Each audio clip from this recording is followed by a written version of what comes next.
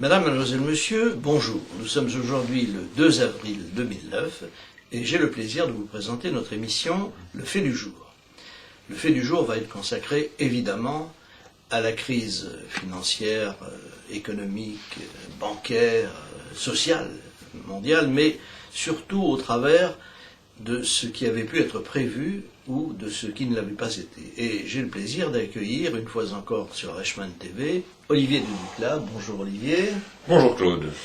C'est un grand plaisir et un grand honneur de vous recevoir, car vous êtes pratiquement le seul à avoir prévu cette crise, et je vais en montrer la preuve, tout simplement à la caméra. Voici ce livre, Le Krach programmé, paru en 2003 aux éditions Jean-Cyril Godefroy, et dans lequel tous ceux qui l'ont lu, ils sont nombreux, car je sais que ce tirage a été très important, étant donné que le sujet traité l'était aussi. Tous ceux qui ont donc pu lire cet ouvrage peuvent constater que tout y était, et en particulier l'effondrement financier, l'effondrement bancaire, et bien entendu l'ensemble de ce qui a suivi, je pense en particulier à l'effondrement immobilier, et les conseils qui étaient dispensés par Olivier de Duclas à cette époque, s'ils ont été suivis par des gens qui en ont bénéficié, car ils auront évité de perdre leur fortune, c'est peut-être beaucoup dire pour certains, mais en tout cas au moins leurs avoirs.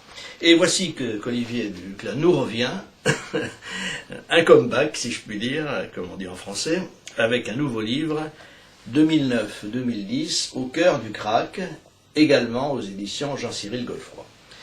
Alors, mon cher Olivier, il est évident que vous pourriez aussi bien parader dans la gloire de celui qui avait prévu, mais enfin, ça n'est pas tellement votre style. Ce qui nous intéresse peut-être le plus aujourd'hui, c'est premièrement de savoir comment vous l'aviez prévu, le rappeler à ceux qui ne vous auraient pas entendu jusqu'à présent, et deuxièmement, les conclusions que vous tirez de ce que l'on peut constater aujourd'hui. Alors, rappelez-nous quand même d'où viennent vos certitudes.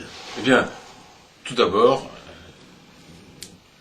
il faut bien que les auditeurs aient conscience que nous sommes en train de faire notre petit G2 à nous. Oui. Et je suis sûr que nous allons en tirer des conclusions au moins aussi édifiantes que celles des 18 supplémentaires. Eh bien, il ne nous reste plus qu'à convier nos épouses à venir parader devant les caméras. Alors... Non, mais la prévision était simple, était extrêmement facile. Et dans le dernier livre, Au cœur du Krach, je montre qu'il y avait également d'autres prévisions qui étaient faciles. Par exemple, en ce qui concerne le pétrole, on a prévu qu'il allait exploser en 2002, puis en 2003. Et l'année dernière, on a prévu, le lendemain du jour où il a fait son top, nous avons annoncé qu'il il était à 147,27, nous avons annoncé qu'il irait à 80, puis à 60, et probablement à 36, et peut-être à 26. C'est une autre histoire. Donc, ça, c'est l'histoire à venir. Pour l'instant, il est autour de 46. Oui, parce que là, il a déjà fait sa première vague de baisse. Il a fait sa première vague de baisse. Or, les corrections se font toujours en 3 mouvements. Une baisse, une hausse, une baisse. Le pétrole a fait la baisse. Maintenant, il va faire une hausse, peut-être vers $75, peut-être 100, je ne peux pas le dire. Mais on saura dire quand ce sera fini. Et ensuite, une 3e vague de baisse qui sera probablement vers 26,65. Et peut-être même vers 10. Alors, tout ceci est le fruit de cette fameuse théorie appelée celle des vagues d'Elliott. Oui. Elliott est un personnage qui a existé, qui était un observateur averti des marchés, et notamment de la bourse, et qui a découvert justement cette loi, car c'est véritablement une loi, des hausses qui se font, quels que soient les produits d'ailleurs, tous les produits qui sont soumis au marché en 5 vagues, puis ensuite d'une baisse en 3 vagues. Voilà. Donc là, nous sommes actuellement en ce qui concerne la crise financière. Où en sommes-nous exactement? Eh bien,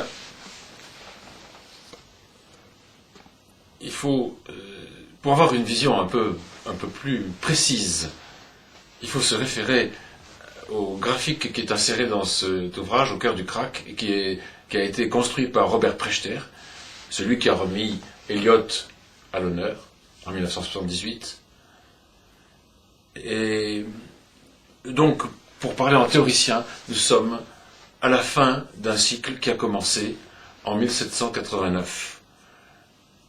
La première grande crise immense a été en 1720. Elle a duré 68 ans.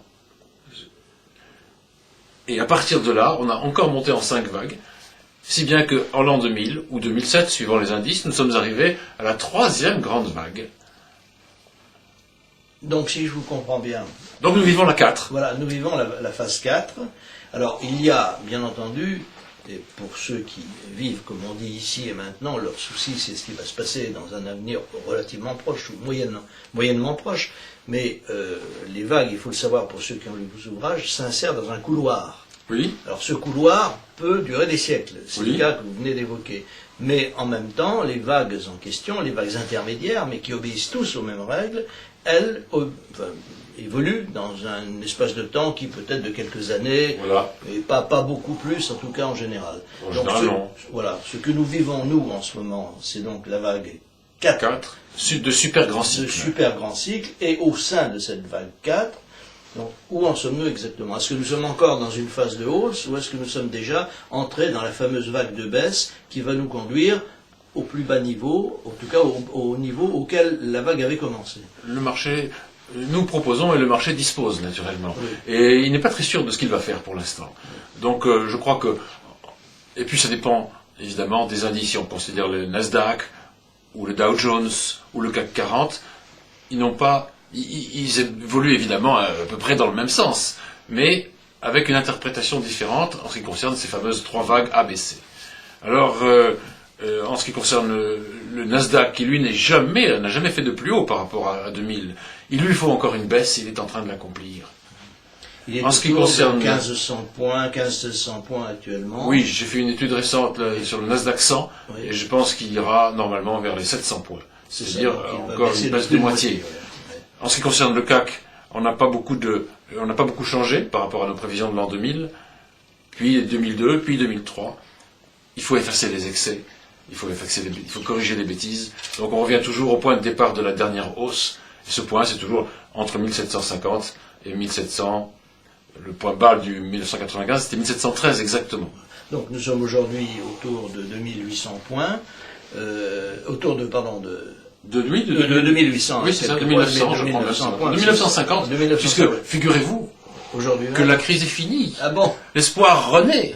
Et donc, 4% de hausse ce matin, Voilà. parce que Obama et Sarkozy vont être certainement d'accord, appuyés par Bien sûr. le président chinois. Donc ça va être, ils vont nous concocter un truc sensationnel. Et Et là, on n'a pas encore l'opinion du Père Noël, mais ça ne va pas tarder. Alors donc, nous en sommes... Donc la crise serait finie d'après Voilà. les marchés, d'après l'enthousiasme exubérant. Oh, que je me méfie de ces mots.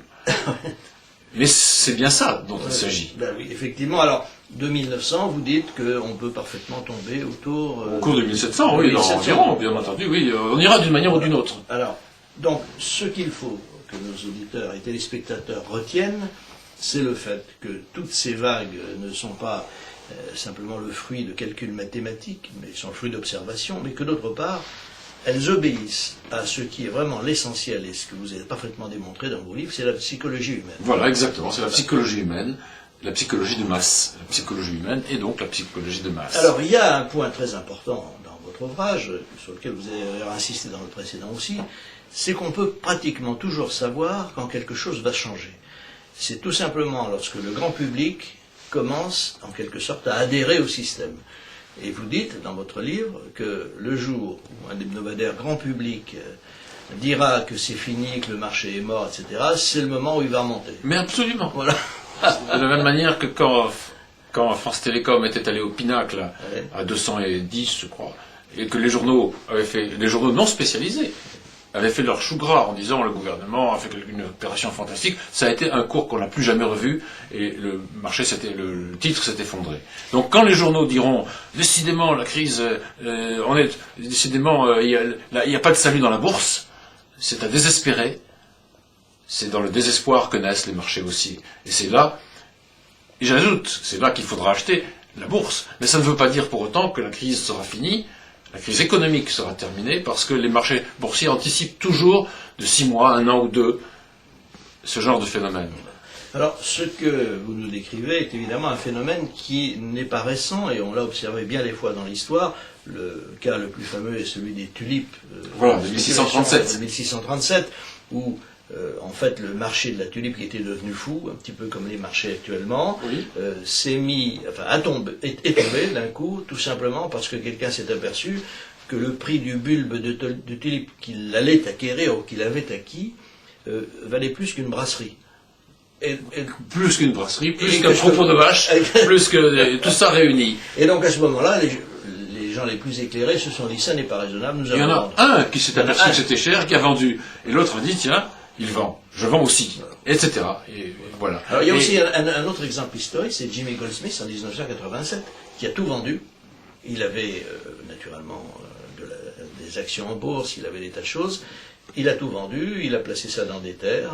Et bon, le malheureux n'a pas survécu, non pas à cela, mais au hasard de la vie. Mais en attendant, il a réalisé une affaire extraordinaire. Absolument.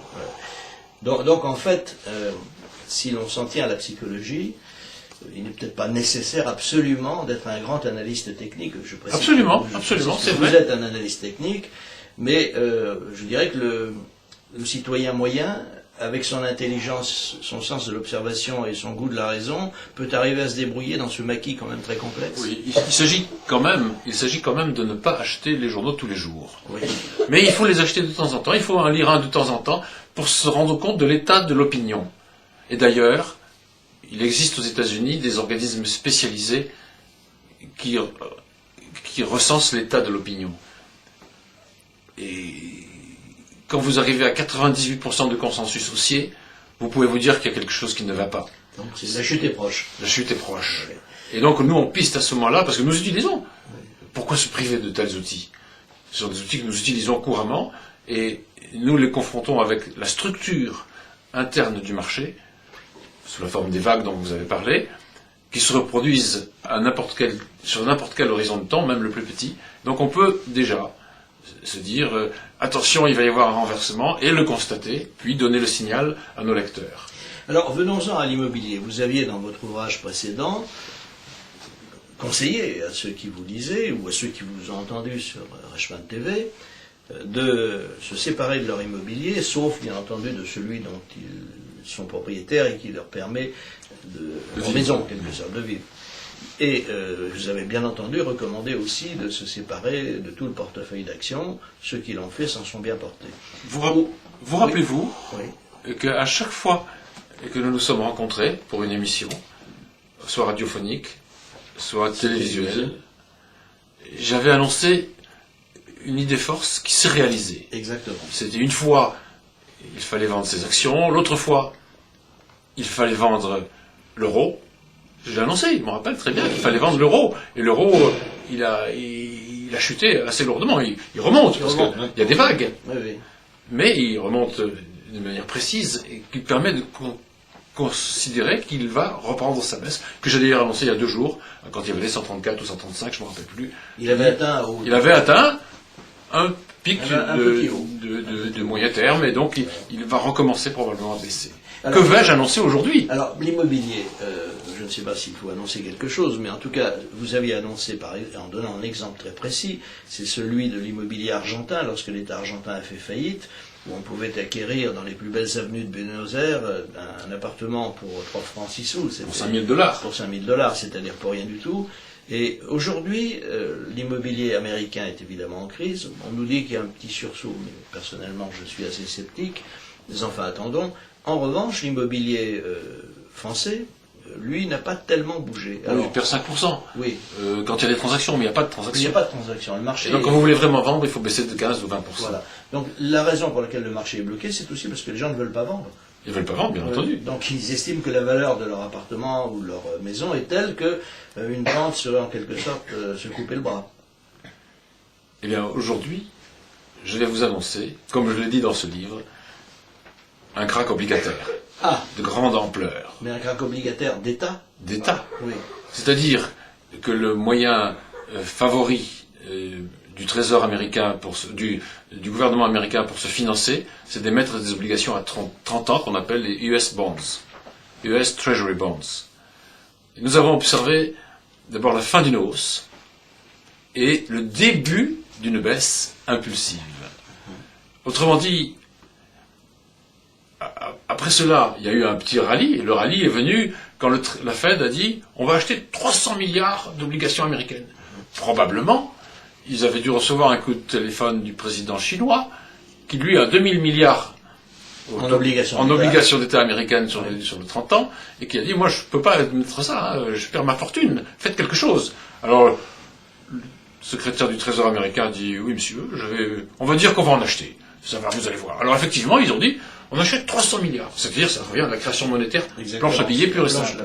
Mais, sur cette annonce, et sur peut-être un début d'action de leur part, c'est-à-dire d'achat, le marché a remonté, mais très peu, finalement, il recommence à baisser tranquillement, et donc ça ferait une vague 2, si on peut dire. On peut dire que la vague 2 est achevée, et que donc on est au bord d'un effondrement du marché obligataire. Ce qui veut dire américain. La hausse des taux d'intérêt. Voilà. C'est-à-dire que les gros débiteurs devront consentir des taux d'intérêt beaucoup plus importants pour emprunter de l'argent. Alors, naturellement, ça va avoir un effet sur l'ensemble des émissions obligataires. Je ne parle pas de celles des entreprises, ça va de soi. France aussi, évidemment. Mais la France, le Trésor français, va devoir se financer à des coûts de plus en plus élevés. Et c'est justement ce que craignent le plus les gouvernants français, car nous sommes actuellement endettés à hauteur de 1350 milliards à peu près, et surtout, nous empruntons chaque année de quoi payer les intérêts de la dette.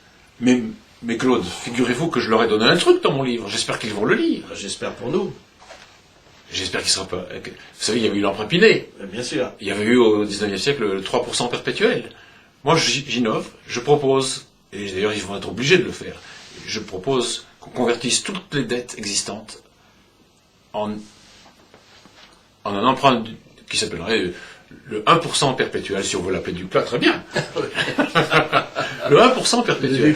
Vous rendez-vous compte que tout d'un coup, on consacrerait plus que 6 ou 7 milliards au lieu de 75 au remboursement des intérêts, au paiement des intérêts. Ça va nous donner Nous sommes structurellement surendettés. Eh bien, de même que les petits ménages qui sont surendettés, on s'occupe d'eux, eh bien, il faut s'occuper des dettes. Dites-moi, mon cher Olivier, c'est un propos faustien que vous venez de tenir. Oui. Vous nous offrez, en quelque sorte, l'éternité contre l'immédiat. Oui. Les taux d'intérêt sont quand même plus élevés que le 1% que vous proposez. Oui, mais j'assortis. C'est l'éternité. Oui, c'est l'éternité, mais il faudra assortir cet emprunt de conditions qui le rendraient attractif. C'est-à-dire indexation sur l'inflation, et indexation, pourquoi pas, parce que les Français aiment ça, sur l'or. Oui. Et il y aurait des remboursements, des tirages tous les ans, on tirerait au sort des gens qui seraient remboursés. Et de toute façon, ces emprunts s'échangent, il y a un marché. Il y a un marché, donc la personne qui en détient peut parfaitement les revendre plutôt. Gâteau sur... Cerise sur le gâteau. Et cerise sur le gâteau. Gâteau sur la cerise, c'est plus difficile. C'est plus difficile. Cet emprunt serait d'autant plus prisé que le gouvernement français déciderait fini les déficits. On en termine avec les déficits. Parce que c'était une des raisons majeures de la crise. Les déficits signifiant endettement, donc ischémie, asphyxie. On ne peut plus relancer, on ne peut plus rien faire, on est pieds et poings liés au remboursement des intérêts de la dette et de la dette. Tandis que là, tout d'un coup, le poids de la dette serait allégé considérablement.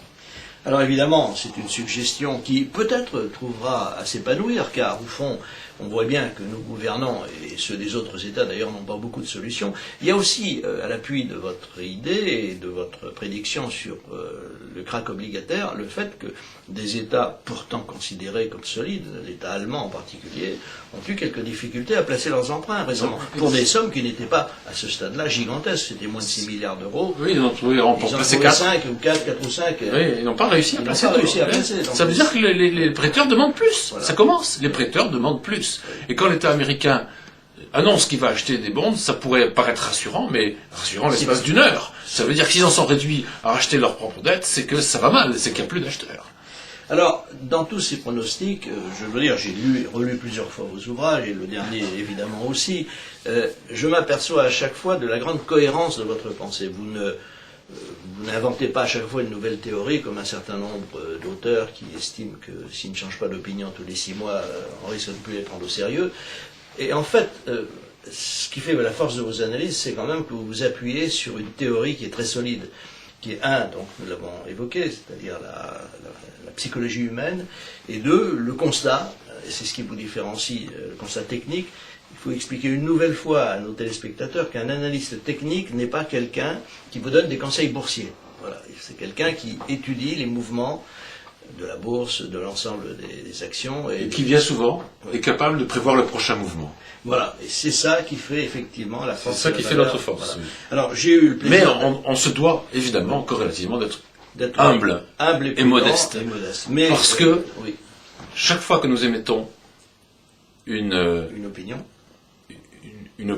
ou que nous faisons un pronostic, nous assortissons notre propos d'un seuil d'invalidation. C'est-à-dire on peut se tromper. Et nous sommes capables de dire où on se trompe.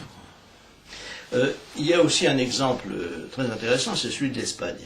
L'Espagne, qui d'ailleurs va rejoindre un aspect très important de la construction de la zone euro. On nous a dit, dans certains ouvrages, nombreux ouvrages que nous lisons, que la zone euro, depuis qu'elle a été instituée, a créé un nombre d'emplois considérable. Ce qu'on n'a pas précisé, c'est que la plupart de ces emplois, pour les 2/3, étaient des emplois espagnols, qui étaient fondés sur la construction.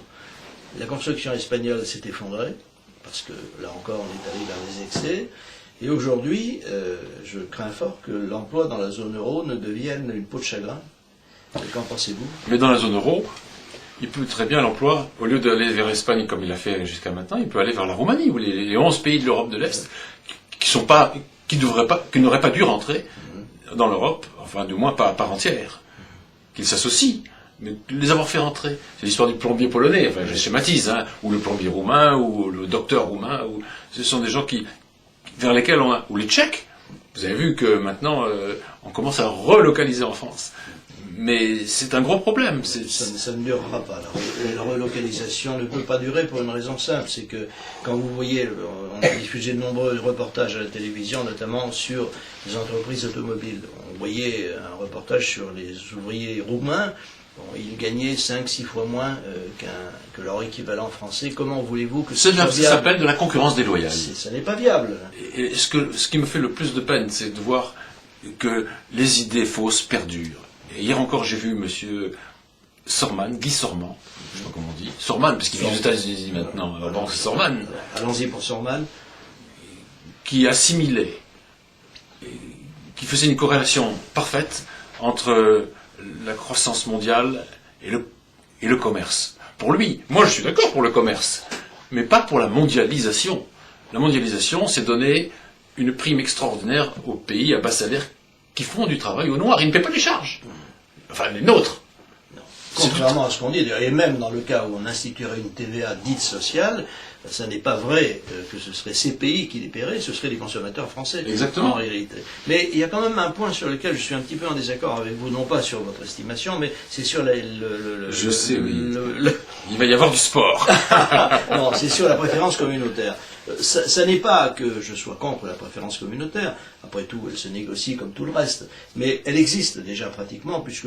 Elle n'existe pas, Claude. Mais si nous faisons pratiquement les 2/3 et même plus des 2/3, pas loin de 80% de notre commerce avec l'Europe. Oui, mais l'Europe maintenant inclut les 11 pays de l'Europe de l'Est. Oui, bien, mais avant, les statistiques avant étaient absolument les mêmes, le pourcentage restait le même, et la raison pour laquelle je ne suis pas d'accord avec vous, enfin, pas complètement d'accord, c'est le fait que le décrochage français, je parle bien de français, s'explique pour l'essentiel par le fait que nous avons perdu notre compétitivité par rapport à l'Allemagne. Alors ce n'est pas le seul phénomène, mais c'est un phénomène majeur. Nous avons 9 points de PIB de plus de charges que les Allemands.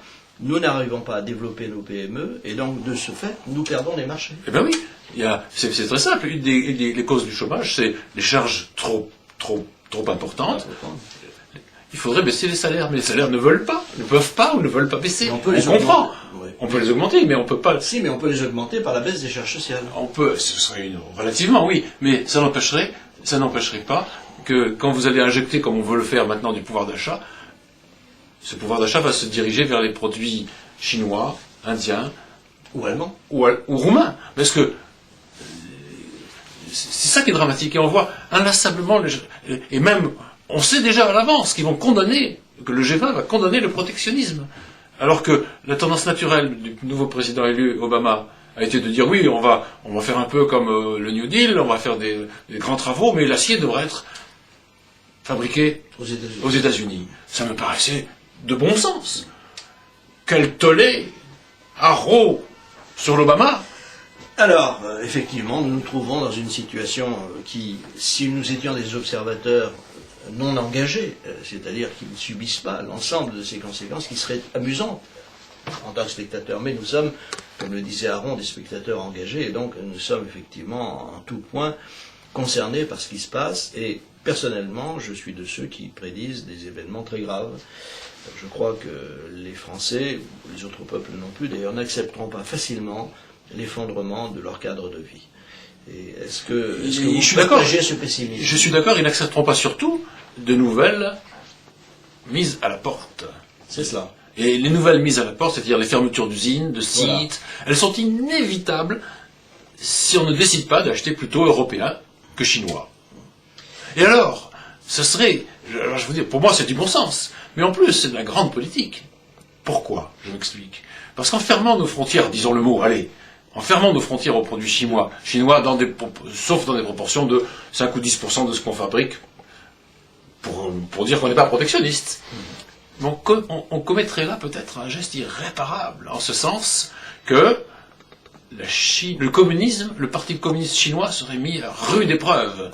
On est bien venu à bout du communisme en Russie, il reste la Chine.